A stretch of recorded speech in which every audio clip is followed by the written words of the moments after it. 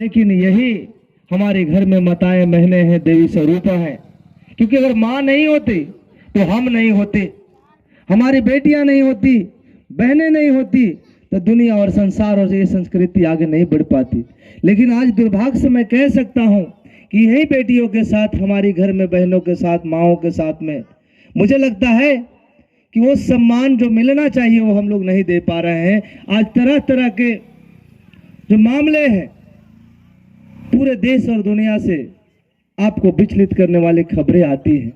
कि बहनों के साथ में, बेटियों के साथ, माओं के साथ में क्या हो रहा है। इसलिए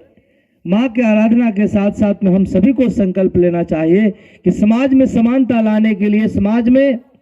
सभी को सम्मान और स्वाभिमान के साथ जीने का हक और अधिकार देने का जो लोकतांत्रिक और या संवैधानिक हमारे पास जो प्रावधान है उसको भी हम लोग अमल में लाएं, अपने ऊपर अमल करें और माँ और बेटियों का हम आगे बढ़ने में, इस लोकतांत्रिक देश में धर्म और आस्था और अध्यात्म के साथ साथ में इस लोकतांत्रिक प्रक्रिया में, इस लोकतंत्र के चारों स्तंभों में, चाहे विधायिका हो, कार्यपालिका हो, न्यायपालिका हो, पत्रकारिता हो, क्योंकि यही जो सिस्टम है, यही जो स्तंभ है, इसी से ये देश की धुरी जुड़ी हुई है और ये देश के सिस्टम में हम सभी समाहित हैं।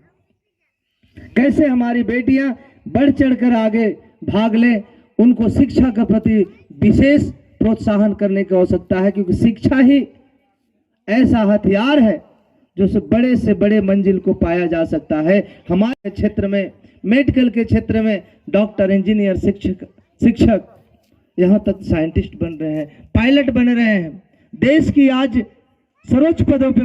बैठने वाली राष्ट्रपति श्रीमती द्रौपदी मुर्मू है, वो महिला है। अगर शिक्षा अगर नहीं होता, देश और दुनिया के बारे में समझ नहीं होता, समाज के लिए उनके अंदर करने का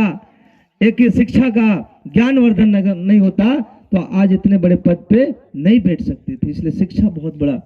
हथियार है और शिक्षा से ही इस लोकतांत्रिक प्रक्रिया में हम और आप अपने आप को समाहित कर सकते हैं, अपने आप को सुरक्षित कर सकते हैं। आज विधायिका के क्षेत्र में मैं कहना चाहता हूं, इस लोकतांत्रिक देश में हर 5 साल में आपको अपना राजा, अपना प्रतिनिधि चुनने का मौका मिलता है, जबकि ये राजतंत्र में नहीं होता था। राजतंत्र में एक राजा के घर में ही दूसरा राजा पैदा होता था, पीढ़ी दर पीढ़ी एक ही घर में राजा बनते थे और वो राजा का कोई भी फरमान प्रजा के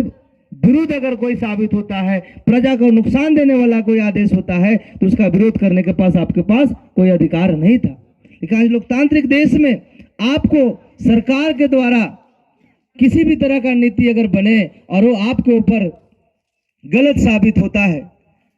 तो आप उसका विरोध कर सकते हैं। यहां तक कि भारत के सर्वोच्च पदों पर बैठने वाले प्रधानमंत्री, राष्ट्रपति के आंखों में आंख डाल के आप विरोध कर सकते हैं, क्योंकि ये संवैधानिक आपको अधिकार है। संविधान के दायरे में रह के आप उसका विरोध कर सकते हैं कि हमारा जो लोकतांत्रिक देश है, लोगों द्वारा, लोगों के लिए चुना हुआ सरकार होता है और आप मुझ पे ही जुल्म कर रहे हैं। लेकिन दुर्भाग्य से मैं कह सकता हूं कि इस लोकतंत्र में जो आपको अधिकार मिला, जो समानता का अधिकार मिला,